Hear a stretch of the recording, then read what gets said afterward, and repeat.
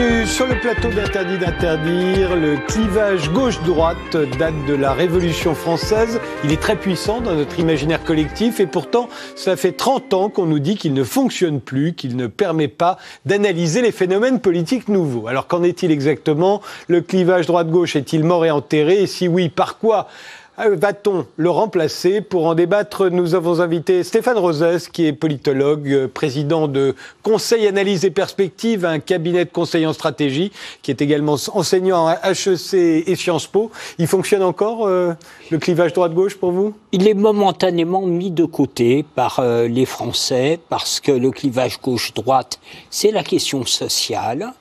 Et momentanément, elle est relativisée au profit de la question nationale, qui est celle de la souveraineté. Alain Benoît, vous êtes philosophe, vous avez publié une centaine de livres de philosophie politique. Le dernier, c'est Contre le libéralisme, paru aux éditions du Rocher. Mais l'année dernière, vous avez publié Le moment populiste. C'était sous-titré Droite-gauche, c'est fini. Pour vous, c'est fini, le clivage ne fonctionne plus? Ça fonctionne peut-être à l'état résiduel. Pour l'essentiel, ça ne fonctionne plus, ça ne marche plus pour analyser ce qui se passe aujourd'hui. Je voudrais faire juste un petit rappel très rapide. Parce que, au fond, ça permet de dater les choses. On a eu un événement il y a 2 ans.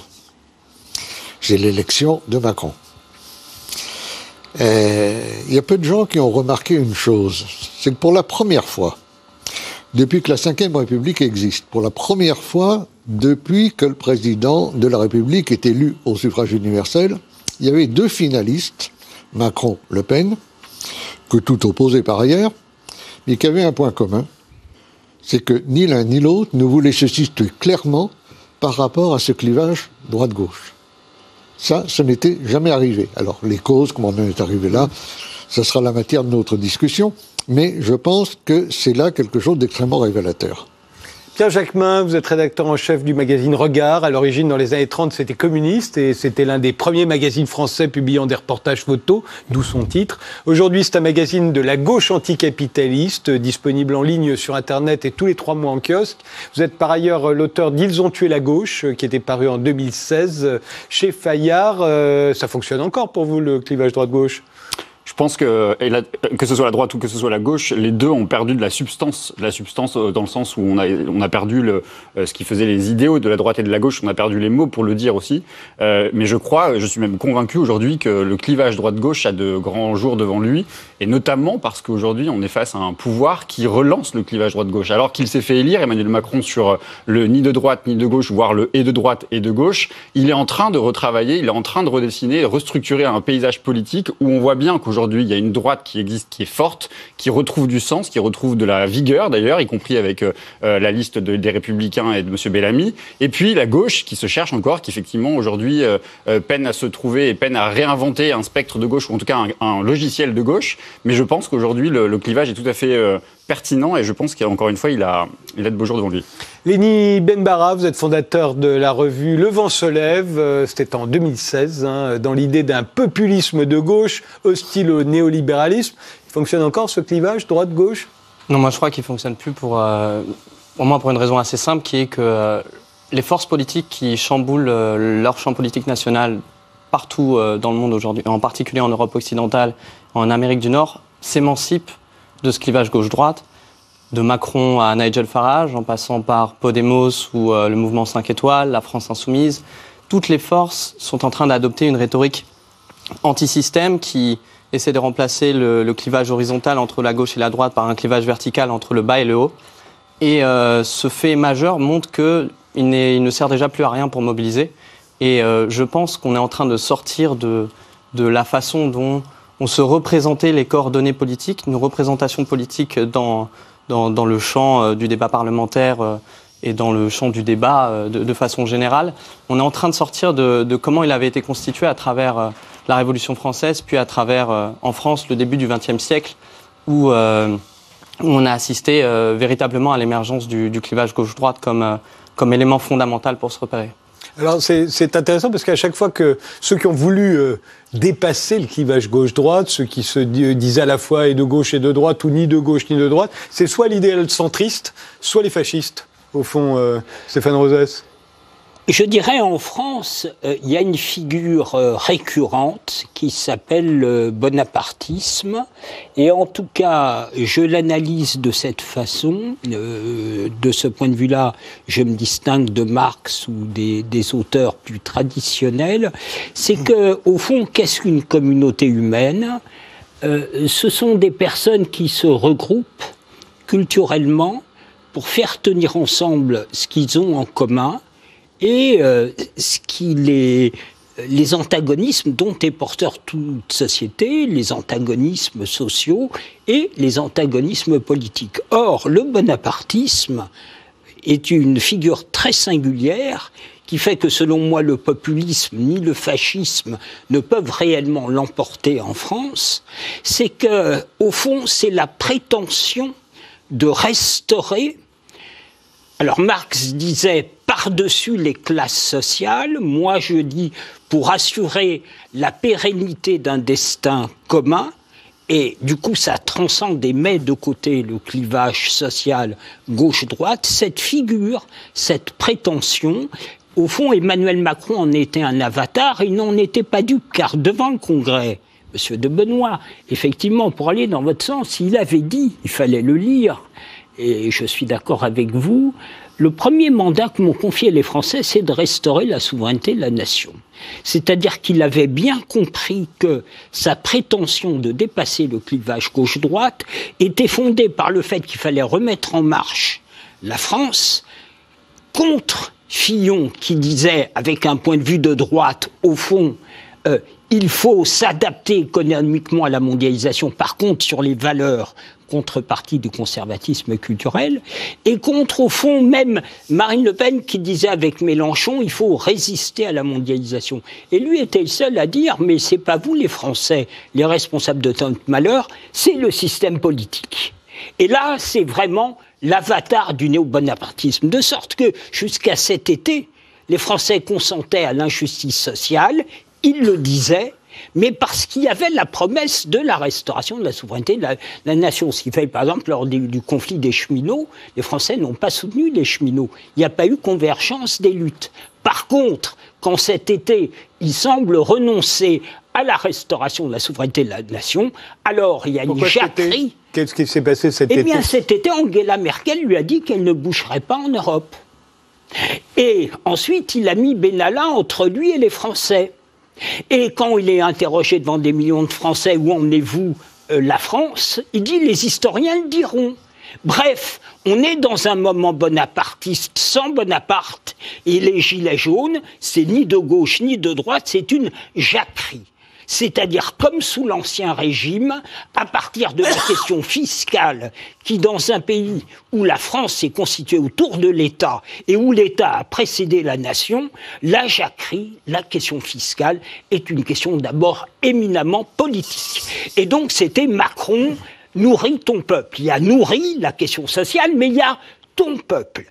Et donc, pour moi, l'élection de Macron, comme les Gilets jaunes, est l'expression d'un pays qui essaye de se demander, dans le monde tel qu'il est, quelle est la survie, quelle est la maîtrise de notre destin. Et pour moi, élection de Macron, Gilets jaunes, c'est la même face inversée de la même médaille, au fond, qui est ce que nous sommes dans notre rapport au monde. Anne Benoît ? Oui, d'abord une petite remarque historique. Tout le monde répète, le clivage droite-gauche apparaît au moment de la Révolution française. Je l'ai dit il y a un instant, d'ailleurs. La réunion des États généraux sur le droit de veto du roi. En réalité, quand on regarde les choses de plus près, on s'aperçoit que ce vocabulaire droite-gauche n'apparaît vraiment présent que tout à fait à la fin du XIXe siècle. Avec la Troisième République. Et au moment de l'affaire Dreyfus, essentiellement. Et après, il envahit tout. Mais avant, c'est pas le cas. Quand on voit les débuts du mouvement socialiste ou du mouvement ouvrier, quand on voit Blanqui, Jules Guesde, Sorel, Proudhon, etc., il ne leur vient pas l'idée de se dire de gauche. Marx ne se dit pas de gauche, les communards ne se disent pas de gauche. Donc c'est après que le vocabulaire arrive. Deuxièmement, je crois que sur un sujet comme celui-là, il faut être très conscient du moment historique dans lequel on est. C'est-à-dire aujourd'hui, dans un moment de transition et de dégagisme généralisé. Parce qu'au fond, ce que font tous les mouvements qu'on appelle, faute de mieux, populistes, il faudrait aller bien sûr y voir de plus près, c'est de faire disparaître tous les vieux partis institutionnels, ce qu'on appelait les partis de gouvernement, qui gouvernaient en alternance, de façon d'ailleurs de plus en plus indiscernable,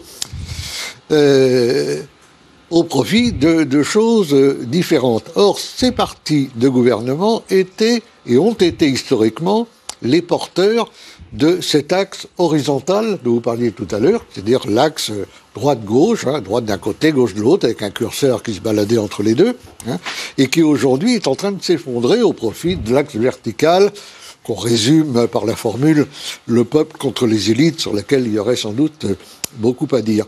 Donc je crois que c'est très important de prendre conscience de ce moment, parce que le pire que l'on puisse faire, c'est de raisonner de manière essentialiste. La droite éternelle, la gauche éternelle. En réalité, quand on regarde les choses, il n'y a jamais eu une droite et une gauche, il y a eu des droites et des gauches qui étaient souvent séparées à l'intérieur de leur propre dénomination par des différences et des affrontements considérables. De surcroît, en France, l'affrontement droite-gauche, il y a à peu près eu 3 grandes questions. Première question, il y a une question sur les institutions, monarchie constitutionnelle ou république. Bon, ce débat-là, aujourd'hui, il est terminé. Après, il y a eu le débat religieux, l'Église et l'État. C'est aujourd'hui apaisé, même si ça reparaît à la faveur des débats enflammés sur l'islam, la laïcité, etc. Mais enfin, tel qu'il se présentait, il a disparu. Et le troisième, c'est évidemment la question sociale, qui, elle, n'a pas disparu, mais qui a pris des formes nouvelles, dans une société où la pauvreté s'étend, où la précarité devient le mode d'existence général imposé par la logique du profit, et on est dans une autre configuration. Moi, je n'exclus pas que droite et gauche, ça réapparaisse à l'avenir, mais avec un contenu différent. Ça n'a jamais eu le même contenu. Pierre Geckmain ? Moi, j'entends, en tout cas, je disais tout à l'heure que la gauche et la droite avaient perdu de la substance. C'est-à-dire que dans l'imaginaire collectif, y compris dans les jeunes générations, je me rappelle au moment de la loi travail, je voyais des jeunes manifester, je voyais des jeunes occuper les places publiques dans le cadre de Nuit debout, et ils me disaient, je ne sais pas ce que c'est que la gauche, je ne sais pas ce que c'est que la droite. La gauche, si c'est ça, la gauche au pouvoir, je ne peux pas être de gauche. Je comprends, j'entends qu'aujourd'hui, on est totalement dérivé, ou qu'on est vidé de sa substance, justement, ce qu'est la gauche, ce qu'incarne la gauche, ce qu'incarne la droite. Et par ailleurs, on a aussi, on face une population française, face à un électorat qui n'en peut plus du clivage droite-gauche, et qui nous explique qu'en fait, droite et gauche au gouvernement, c'est à peu près la même chose. Et c'est vrai que depuis des décennies de gouvernement, on a des gouvernements qui se disent de gauche, qui nous font des politiques de droite, qui font des privatisations, et des politiques de droite qui font des politiques de droite, de manière générale. Ça, forcément, je me souviens qu'on accusait Valéry Giscard d'Estaing de faire une politique de gauche. Oui, bon, il y a eu quelques soupapes sur la question fiscale peut-être, et d'autres droits comme l'âge du vote. Bon, il y a eu des marqueurs effectivement qui ont pu mettre des brouillards. Ça brouille Les inégalités sont le plus réduites en France, c'est sous Valéry Giscard d'Estaing. Bon, de toute façon, quoi qu'il arrive, le constat il est le même. Il est que les gens en ont ras-le-bol de voir qu'effectivement les gouvernements se passent, et que donc la gauche qui arrive au pouvoir, par exemple, trahit ses idéaux, et que donc du coup le mot gauche n'a plus de contenu, n'a plus de substance, ne veut plus rien dire. Et c'est ça qui est problématique aujourd'hui, parce que moi, ce que je vois quand on décide d'abandonner ce clivage droite-gauche, on se retrouve avec des groupes qui seraient le peuple, donc le peuple contre l'élite. C'est ça qu'on appelle le populisme, c'est-à-dire qu'on fait en sorte qu'il y a un groupe qu'il faudrait défendre, et c'est ne pas percevoir que dans ce groupe, il y a des intérêts qui sont complètement divergents. Et qu'aujourd'hui, quand on a la théorie du eux et du nous, le fameux il y aurait eux, les puissants, les dominants, et nous, le peuple, on entend des discours qui pourraient être celui de Marine Le Pen ou celui d'un Jean-Luc Mélenchon, et qui sont des discours qui n'ont rien à voir, et qui pourtant englobent le peuple d'un même bloc, ce qui n'a aucun sens. Et ce qui me frappe, c'est que justement ce discours de ni droite ni gauche nous conduit à un événement, un phénomène politique qui nous dépasse tous, et qu'on voit apparaître partout dans le monde. Au Brésil, vous l'avez dit tout à l'heure, il y a eu des mouvements comme des mouvements populaires, et qui se sont dit ni de droite ni de gauche, qui ont porté quand même l'extrême droite au pouvoir. En Italie, c'est passé exactement la même chose.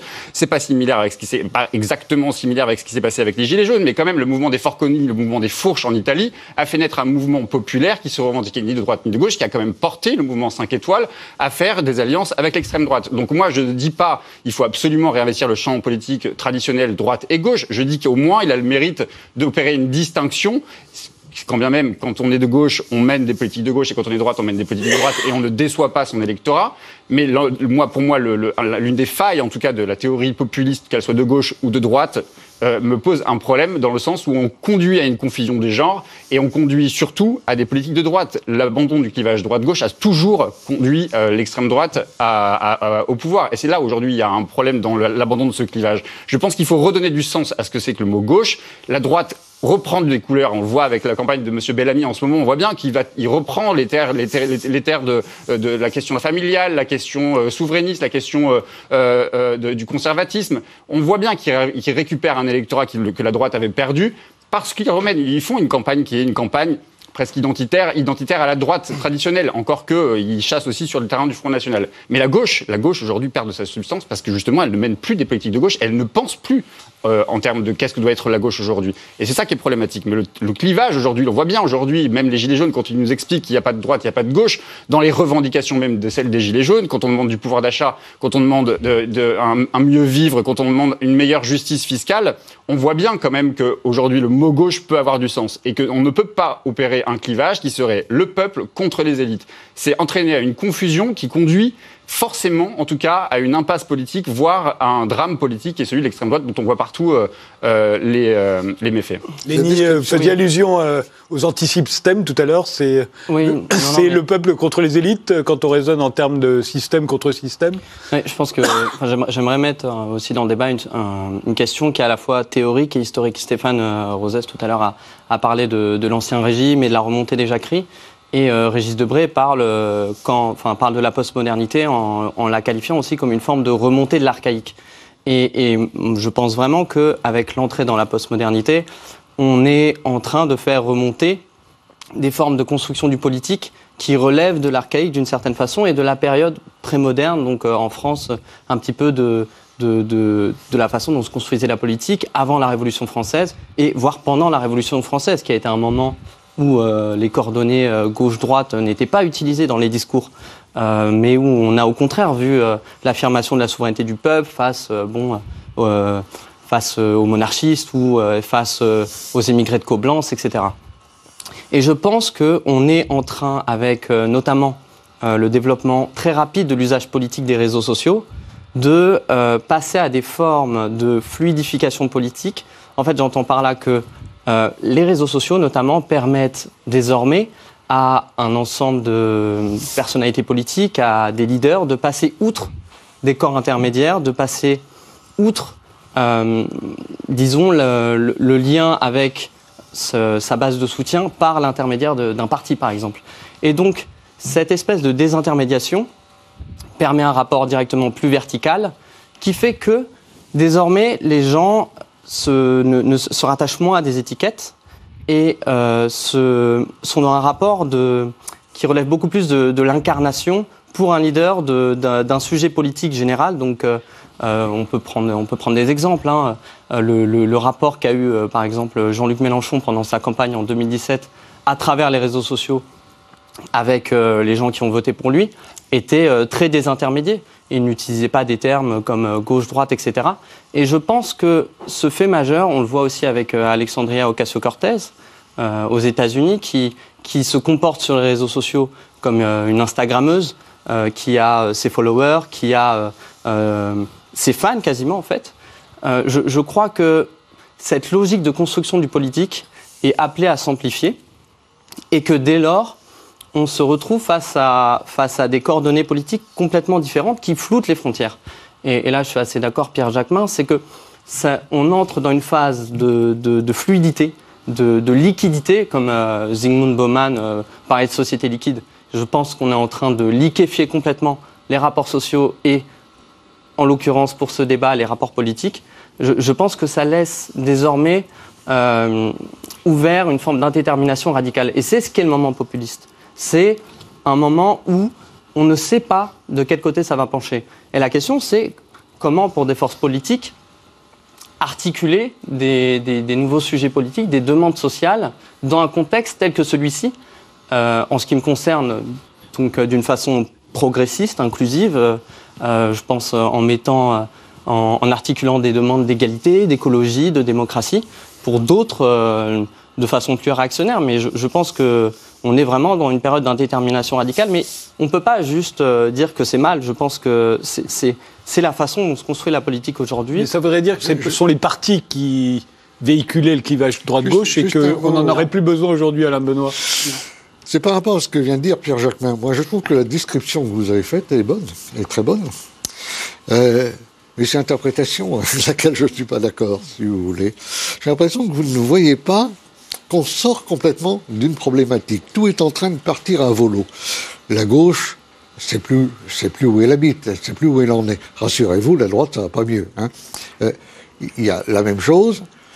Besoin de savoir qu'est-ce que c'est la droite, qu'est-ce que c'est la gauche. Chacun a sa petite idée, bien entendu, mais au total, personne ne s'entend vraiment parce que quand on rapporte aux choses concrètes, les accords du moment sautent complètement. Alors vous parlez de confusion. Moi, je ne crois pas de confusion. On est dans une époque de transition. C'est très difficile à vivre parce qu'on voit s'effacer une configuration politique, un paysage politique qu'on a connu, aimé ou pas aimé, hein, et qu'on connaissait. On est tenté d'analyser ce qui arrive maintenant avec ces anciens outils conceptuels. Mais ça ne marche pas. Hein. Ça ne marche pas parce que vous voulez regonfler un pneu crevé. Je dirais la même chose si j'avais entendu le discours de droite, si vous voulez, disant il faut refonder la droite, faire l'union de la droite et pourquoi pas l'union de la Pourquoi gauche. Jean-Luc Mélenchon fait-il 20%, presque 20% à l'élection présidentielle? Pourquoi la gauche ne l'a jamais fait depuis quasiment 10-20 ans? Ça, je Pourquoi peux vous répondre. C'est non pas sur une stratégie populiste. Il faut revoir quand même quelle était la stratégie de Jean-Luc Mélenchon au moment de l'élection présidentielle. Il était tout à fait sur un terrain de gauche à s'adresser avec des références. Non, mais c'est pas parce qu'il dit j'ai une stratégie populiste qu'il fait une stratégie populiste. Son discours était totalement cohérent avec l'électorat de gauche. D'ailleurs, en captant l'électorat, il faisait quand même 70% des voix à gauche, donc ça veut dire qu'il va capter l'électorat socialiste et l'électorat écologiste. Son discours était totalement de gauche. Et il faut revoir les discours, il faut réentendre le discours de Jean-Luc Mélenchon, les références aux Lumières, les références sociaux, les références. Vous voyez, c'est déjà différent. Mais c'est pas la stratégie populiste qui l'a emporté. Et je veux juste finir sur une chose parce que quand même justement sur la distinction du clivage droite-gauche, quand même on le met de côté. Qu'est-ce qu'on met comme autre clivage? On met le clivage qu'Emmanuel Macron est en train de nous mettre en place, progressiste contre. On en parlera après la pause. Dis donc la querelle sur. Stéphane Rosas voulait intervenir. Juste un mot là. Pierre Jacquemin va poser une très bonne question. Pourquoi est-ce que Mélenchon faisait 20% des voix? Moi, je ne crois pas du tout qu'il utilisait tellement un langage de gauche à cette époque-là. Moi, je me souviens très bien, on voyait plus de drapeaux rouges, on voyait plus que des drapeaux tricolores. C'était la Marseillaise et pas l'Internationale. Dans ses discours. Pourquoi c'est pas de gauche il avait de mettre des drapeaux tricolores et de parler de la République? Il y a eu c'est la patrie. Le programme, regardez le programme, les mots pour le dire. Jean-Luc Mélenchon utilisait un vocabulaire de gauche, des références de gauche et un programme et surtout un entourage de gauche. Dans ses discours, il n'employait plus jamais le mot gauche, il employait le mot peuple. Mélenchon, à cette époque-là, avait une stratégie populiste. On peut en penser ce qu'on veut. C'est pour ça qu'il a... Maintenant, il revient à une stratégie dite de gauche, et il tombe à 7-8%. Non mais voilà. Alors, l'avis de Stéphane Rosas sur cette problématique. Je pense qu'on a raison de passer beaucoup de temps avant de dire le bien, le mal. C'est pas mon propos. Un peu quand même. On a raison de passer beaucoup de temps à analyser, sans être des acteurs politiques. Et effectivement, quand Emmanuel Macron dit, à juste titre, devant les ambassadeurs, en septembre, l'imaginaire des peuples régresse à leur forme primitive, même si au plan européen, il n'en tire aucune conclusion d'ailleurs, c'est qu'il comprend qu'on est en train de basculer dans autre chose. Et c'est quoi cette autre chose? C'est que le retour à ces formes archaïques nous interroge, nous, comme analystes, sur qu'est-ce qui fait le cours de l'histoire.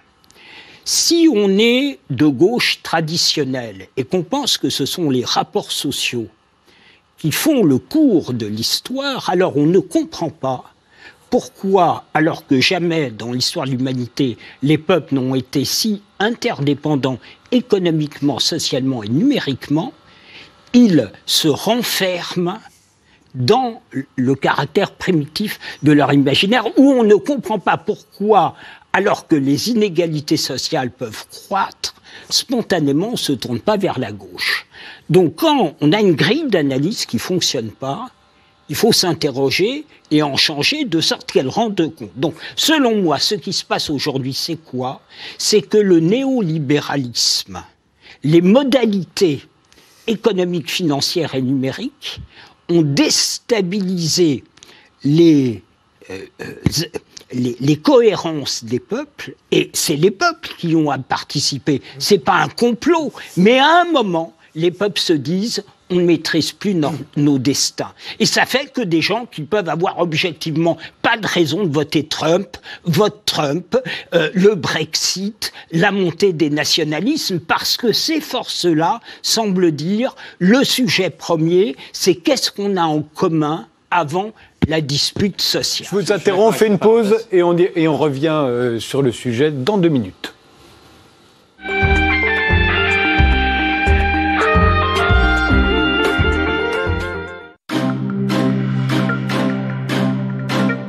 Chômage, dette, production industrielle, tout ça, on a des chiffres qui se sont dégradés depuis l'introduction de l'euro. Il ne faut pas oublier qu'à la fin du siècle précédent, il y a eu une libéralisation financière dans le monde énorme. Si nous n'avions pas eu l'euro à cette période, nous serions eu avec un éclatement extraordinaire des taux de change. J'adore quand on refait l'histoire avec des si. Si il n'y avait pas eu l'euro, on serait à la fin du monde. Vous n'en savez rien, pas plus que moi. Vous avez aujourd'hui des pays qui ont leur monnaie et qui ont traversé cette période bien mieux que nous. L'euro, aujourd'hui, n'a défendu personne contre personne.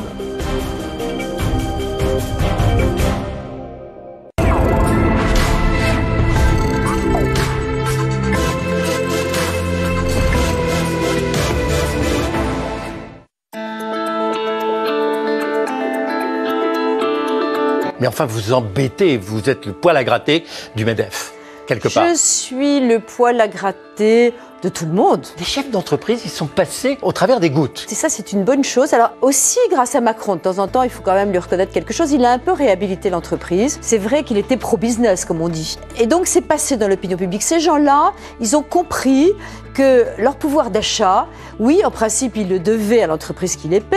Vous parlez de la prime de fin d'année. Oui, c'est un peu grâce à moi. Elle m'amenait le matin dans mon lit à 7h du matin. Ouais. Malheureusement, je suis terriblement déçue. Il a tout lâché, je me retrouve avec un étatiste, un homme qui distribue au lieu de réduire la dépense de l'État. Et c'est en train de, je trouve, de se dégrader de jour en jour et je ne comprends pas.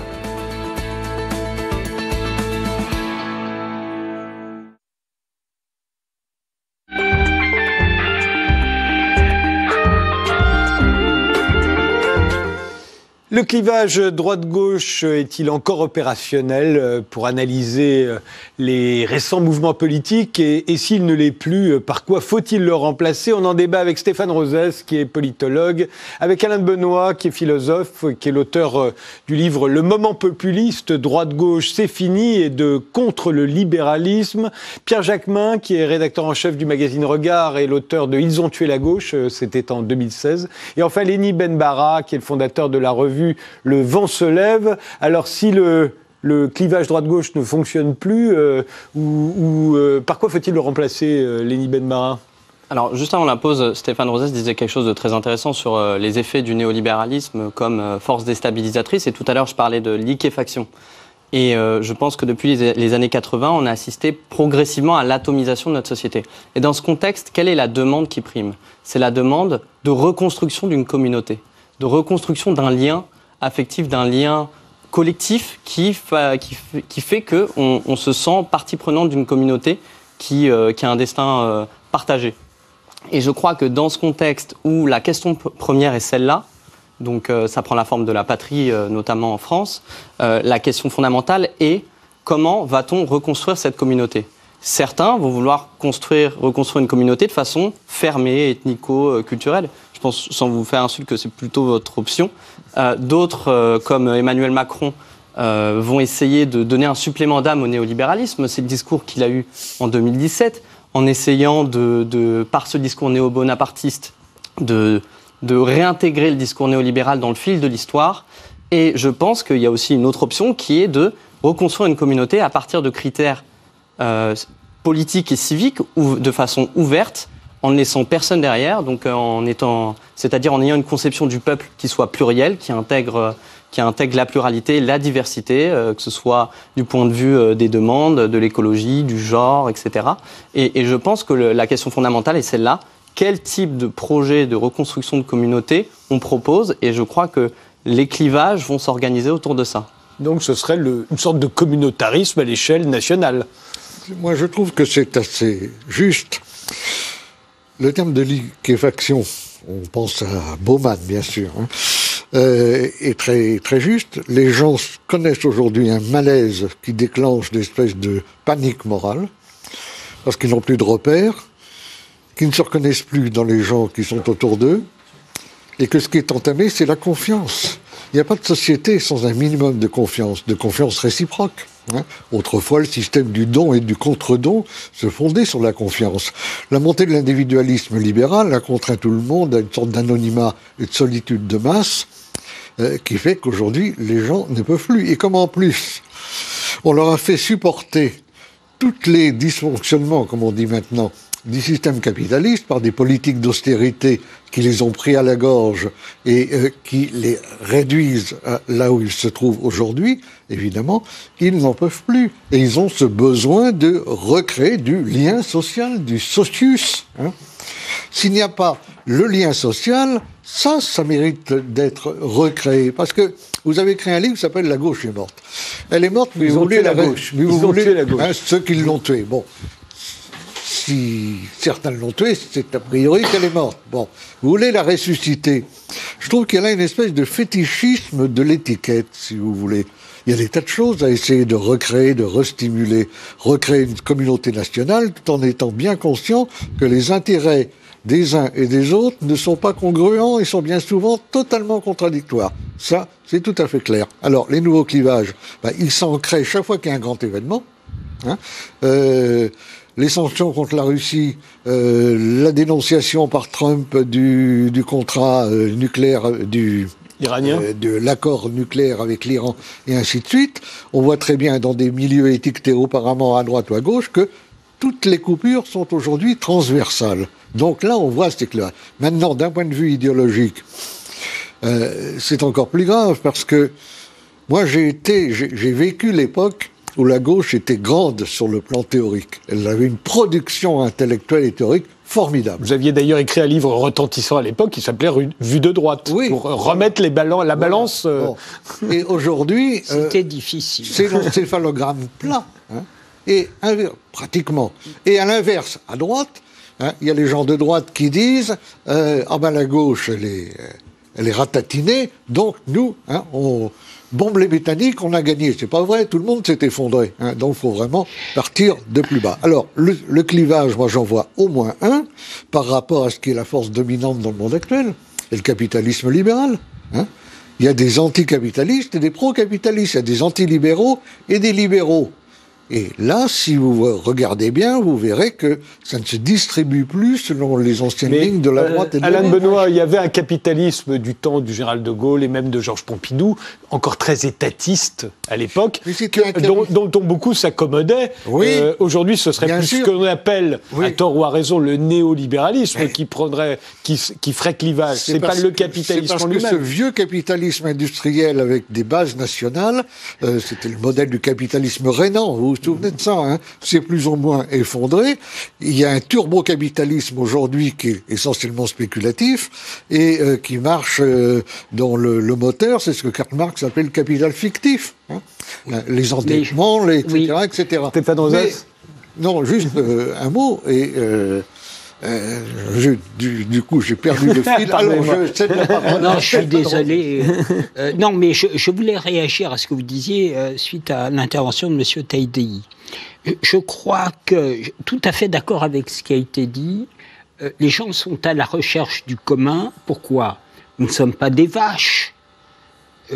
Le sapiens se met en société parce que, conscient qu'il va mourir, il veut s'assembler collectivement pour faire une tribu, un peuple, une nation, de temps en temps des empires. Mais la question première, ce n'est pas la question de la prospérité ou du progrès. La question première des peuples, c'est d'être ensemble pour faire face ensemble au destin. Si en outre, il y a le progrès, ça va. Mais c'est là où j'appellerais peut-être à une distinction entre le libéralisme et le néolibéralisme. Au fond, c'est le débat qui traverse y compris ce qu'on appelait la gauche, les progressistes au XVIIIe. C'est Montesquieu et Condorcet. Montesquieu dit: s'il y a du commerce international, les nations vont s'apaiser et se mettre d'accord. C'est le contraire qui se passe aujourd'hui. D'où commerce. Voilà. Parce que ce qui se passe aujourd'hui, c'était pas la conception de Montesquieu, c'était la conception de Condorcet. Condorcet disait: mais qu'est-ce que c'est que ces vieilleries de Montesquieu avec ses affaires de communauté humaine? Le progrès, c'est le progrès. Et c'est là où Alain Suppiot a tout à fait raison de dire les congruences entre une certaine gauche qui a mésestimé les questions des communautés humaines et des dimensions culturelles des sociétés au profit exclusif des questions sociales, et puis des libéraux vulgaires qui n'ont pas vu la différence entre le libéralisme et le néolibéralisme. La question première des individus dans leur vie personnelle et dans leur vie collective, c'est: est-ce que je maîtrise mon destin? Eh bien, aujourd'hui, le néolibéralisme est allé tellement loin par les procédures du commerce international, de la gouvernance internationale, du numérique, des transnationales, que les peuples, qui eux-mêmes ont profité de tout ça, nous les premiers, un moment, ont intériorisé les contradictions du système capitaliste. Ils disent des choses, ils font le contraire. Que tout d'un coup, ça ne fonctionne plus, et là, il régresse. Et donc, selon moi, le vrai clivage, c'est entre ceux qui acceptent d'articuler le progrès et les communautés humaines dans leur dimension culturelle, et ceux qui pensent que, ben non, la technologie, l'économie, le numérique, on pourrait aller vers le néolibéralisme ou le transhumanisme. Et donc, c'est une question, je dirais, véritablement de fond sur qu'est-ce qui fait les sociétés. Alors, l'écologie, comme par hasard, on croit que la planète est en péril quand on n'arrive plus à maîtriser le capitalisme, c'est-à-dire quand on passe du capitalisme patrimonial du capitalisme managérial au capitalisme financier. Donc l'écologie apparaît comme une façon d'essayer de se réapproprier un destin commun, mais effectivement, je crois qu'il faut partir de ça. En ce moment, il y a une volonté des nations de se réapproprier le cours des choses. Et là, soit on le fait de façon raisonnable, soit, évidemment, c'est un rapport schmittien. C'est l'autre, c'est la faute de l'autre, c'est la faute de la femme, c'est la faute de l'étranger. Donc soit on arrive à civiliser les choses, mais ça passe par le fait qu'on arrive à réencastrer la globalisation néolibérale dans une mondialisation mosaïque de peuples différents. Et de ce point de vue-là, l'Union européenne a été à la pointe du néolibéralisme. Toute la conception de ce qu'est devenue l'Union européenne, l'idée qu'on pourrait déconnecter la démocratie de la souveraineté, fait que, évidemment, nous avons aujourd'hui le spectacle de la montée des nationalismes et des populismes, de sorte que le clivage n'est pas du tout, comme le dit Emmanuel Macron, entre d'un côté les populistes et de l'autre les progressistes. Non, le sujet c'est quoi le progrès? Et pour moi, le progrès ne vaut que lorsqu'il émane de la décision de collectifs humains qui se mettent d'accord entre le bon, le juste et l'efficace, alors qu'aujourd'hui, on a externalisé l'efficacité économique, financière et numérique de la maîtrise démocratique et de la souveraineté des peuples. Alors, précisément, oui. ce que vient de dire Stéphane Rosès me permet de répondre, compléter ma réponse à votre question. Pourquoi est-ce que le capitalisme dont on se satisfaisait à l'époque du général de Gaulle, où il y avait moins de concurrence, il faut bien le reconnaître. C'est que ce nouveau capitalisme, essentiellement spéculatif, est un capitalisme qui, depuis la chute de l'Union soviétique, n'a véritablement plus d'obstacles, de frontières, ni dans les esprits, ni dans la matérialité des choses. C'est-à-dire que c'est un capitalisme déterritorialisé dont les dirigeants peuvent se transplanter là où ils ont l'avantage fiscal, le sociétal, le social, l'environnemental, etc. Est-ce que ça suppose de délocalisation, de crise en matière d'industrialisation, etc., etc. Les gens voient bien dans ces conditions-là que la richesse amassée par le capitalisme ne profite plus aux nations dans lesquelles ils sont implantés puisqu'ils sont transnationaux, hein, et que la théorie du ruissellement dont Alfred Sauvy avait fait l'éloge ne fonctionne plus. On n'est plus dans une société en pyramide, mais dans une société en sablier. Hein. En haut, les profits s'accumulent toujours plus. En bas, la pauvreté et la précarité. Pourquoi ça pouvait fonctionner sur Sauvy? C'est que le bon, le juste et l'efficace étaient tellement compactés dans les communautés humaines on n'était pas dans l'hyper-cupidité. On le voit, par exemple, quand Notre-Dame brûle. Tout d'un coup, des grands patrons donnent de l'argent.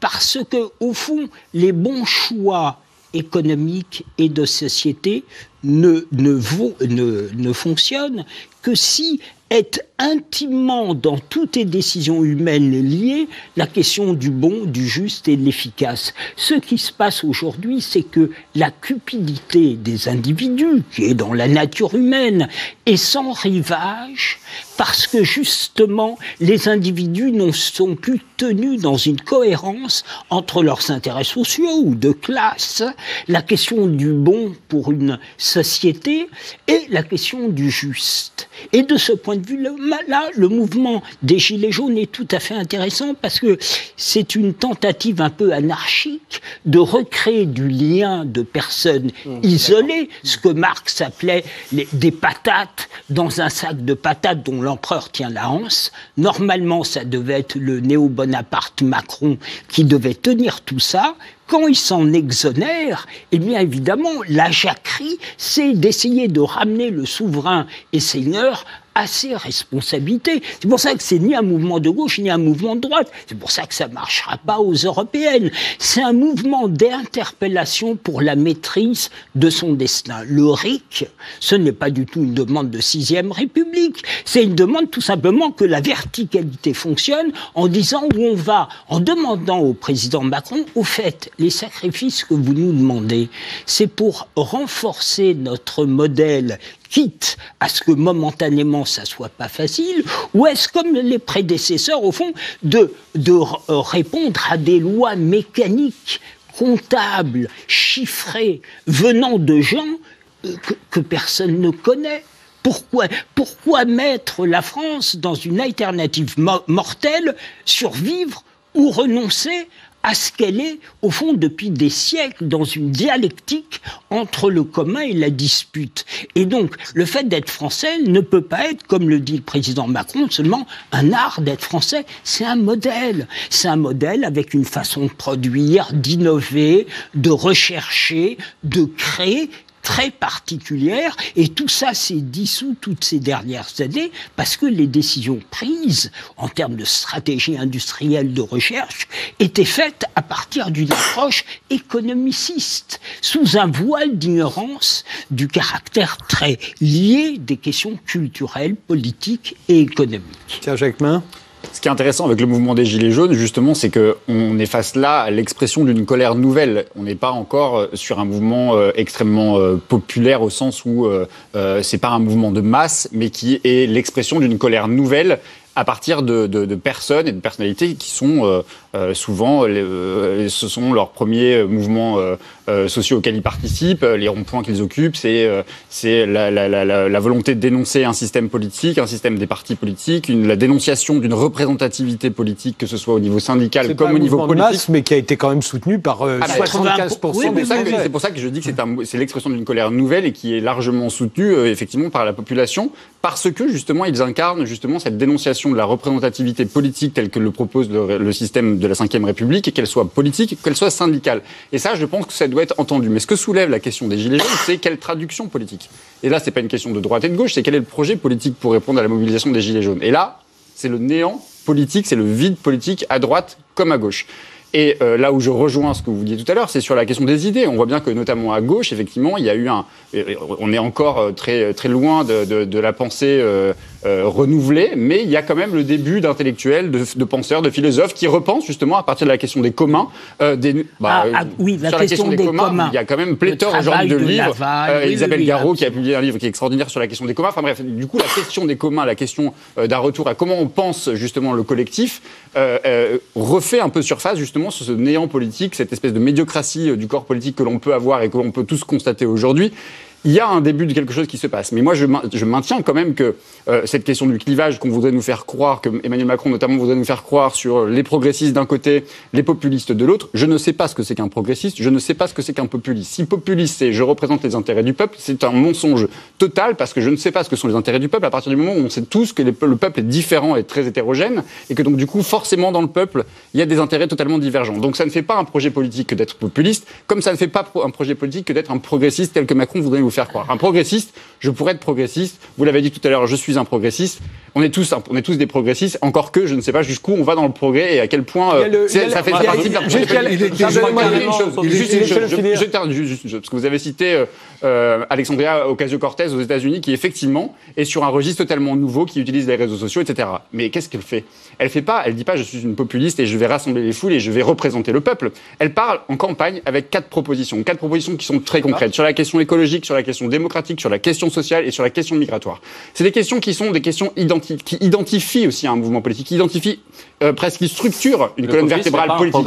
Et c'est ça qui manque aujourd'hui. Et c'est pas une question de populisme ou c'est une question de gauche, c'est une question de quel contenu on met aujourd'hui dans la question populiste et dans la question de gauche. Et Jean-Luc Mélenchon, je finis encore là-dessus, parce que je suis persuadé, et je pense que si on fait une analyse objective, Jean-Luc Mélenchon a gagné une dynamique, a entraîné avec lui une population de gauche qui s'est réveillée, qui s'abstenait auparavant, parce qu'il a remis un logiciel politique, il a remis des idées politiques, il a remis des propositions phares dans son programme, des propositions qui sont des marqueurs politiques. Et là, la stratégie qu'il a opérée depuis l'élection présidentielle, qui est une stratégie populiste assumée, le fait perdre parce que ça fait perdre l'électorat de gauche qui ne voit plus ses repères. Je dis pas que c'est bien, c'est pas bien. Je vois juste qu'aujourd'hui, la stratégie populiste ne fait pas gagner Jean-Luc Mélenchon, mais surtout fait gagner Marine Le Pen. Parce que ce qui s'est passé avec le mouvement des Gilets jaunes, c'est effectivement pas la gauche qui en sort vainqueur, c'est Marine Le Pen et Emmanuel Macron. Donc à un moment donné, il faut que la gauche se repose la question de quelle est notre stratégie, qu'est-ce qui a le mieux marché jusqu'à maintenant, et avec quel monde, quels penseurs, quels intellectuels, quels artistes, quels citoyens ont refait la politique. C'est très amusant parce que j'ai l'impression que Mélenchon est en baisse exactement pour les raisons... on n'a pas la même pour analyse. Les raisons inverses. Le Mélenchon qui parle aujourd'hui n'est pas celui qui hier écoutait Chantal Mouffe, lisait Ernesto Laclao, s'inspirait de l'exemple de Podemos. C'est quelqu'un qui revient à un vieux logiciel qui ne démarre plus. Les Gilets jaunes. Il faut se demander si le soutien important dans le mouvement, dans toute sa... ce qu'il avait de plus authentique tout à fait au début, cet énorme soutien dont il a bénéficié, est-ce qu'il en aurait bénéficié s'il s'était avancé sous une étiquette de droite ou de gauche ? Je ne le crois pas. On ne peut pas non plus, comme vous paraissiez peut-être à tort, je me trompe peut-être de le faire tout à l'heure, et comme Macron, parce que Macron voit aussi les choses comme ça, il voit simplement un mouvement social parmi d'autres où on veut des retraites, améliorer les pensions, le pouvoir d'achat, etc. Il y a ça, mais ça c'est la surface des choses. Ce mouvement des Gilets jaunes est un mouvement profondément populaire, non pas parce qu'il rassemble des multitudes, comme dirait Antonio Negri, mais tout simplement parce qu'il rassemble des gens qui redécouvrent les vertus du vivre ensemble au sens étymologique du terme. C'est d'ailleurs de ce fameux commun qui va peut-être être dans notre débat ce qui nous sera le plus commun. Léni Benbara ? Oui, moi je suis d'accord. Le populisme n'est pas un programme, c'est une façon de construire la frontière politique. Et ça peut charger des contenus complètement différents. Alexandria Ocasio-Cortez, elle dit pas gauche et droite. Elle dit ces propositions sont ni de gauche ni de droite. Elles sont d'intérêt général. Elles sont fondamentales si on veut pallier les problèmes des États-Unis. Et je pense que le mouvement des Gilets jaunes, de ce point de vue, appelle à une forme de traduction progressiste de cette espèce de mise à l'agenda de la fracture entre le peuple et les élites. Et je crois que, de ce point de vue, il y a tout un tas de scénarios possibles, et un scénario que vous qualifieriez de gauche, c'est-à-dire fondé sur l'extension de la démocratie, de l'égalité, une réponse écologique, etc. Et je pense que ce qui est fondamental là-dedans, c'est qu'on ne peut pas y répondre en agitant des étiquettes, en agitant la gauche, parce que ça ne parle plus aux gens. Et il faut l'entendre. Moi, je me rappelle qu'au début du mouvement des Gilets jaunes, il y a beaucoup de personnes qui disaient c'est une bande de fachos, etc. Qu'à gauche, notamment, il y avait un certain scepticisme, un mépris, voire carrément des formes de disqualification contre les Gilets jaunes. Et que ça a pris du temps quand même pour faire entendre à tout un tas de personnalités, de partis, etc., que en fait, ces gens-là portaient des revendications qui étaient d'intérêt général. Et quand vous dites que le peuple est traversé d'intérêts contradictoires, mais de toute façon, quand on porte une majorité électorale, 51%, il y a des intérêts contradictoires. Quand la gauche arrivait au pouvoir, il y avait des intérêts contradictoires.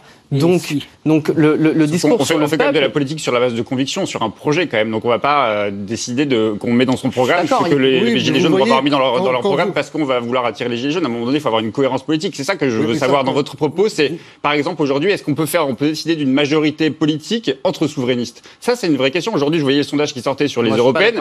On explique que plus de 30% aujourd'hui, on rassemble tout le monde, n'importe qui et tout le monde. On dit que plus de 30% aujourd'hui de l'échiquier politique serait souverainiste.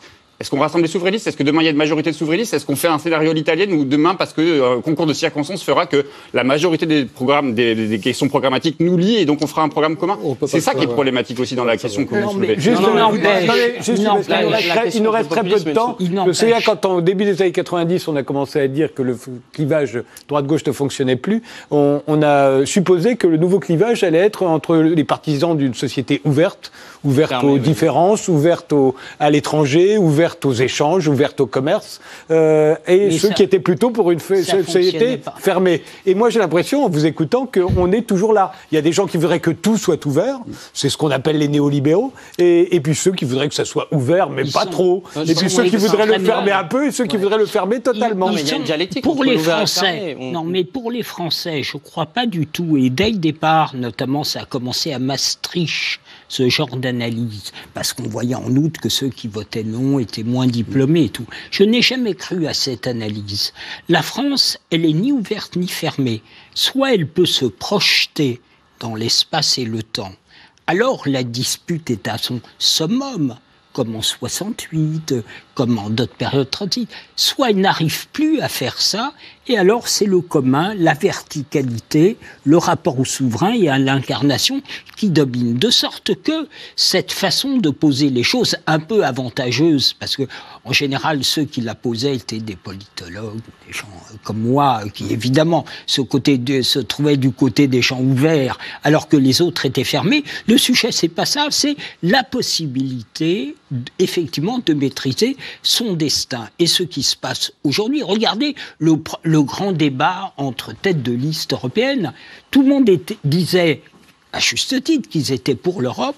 Tout le monde critiquait l'Union européenne et sur les façons de faire, il y avait des petites différences. Mais contrairement à ce qu'on pense, les inégalités se sont tendues, mais idéologiquement, le pays s'est resserré. Car si Mélenchon a fait une bonne fin de campagne, c'est parce qu'il a mis des drapeaux rouges partout. Il a arrêté avec la ligne gauchiste, bleu, blanc, rouge. Pardon, merci.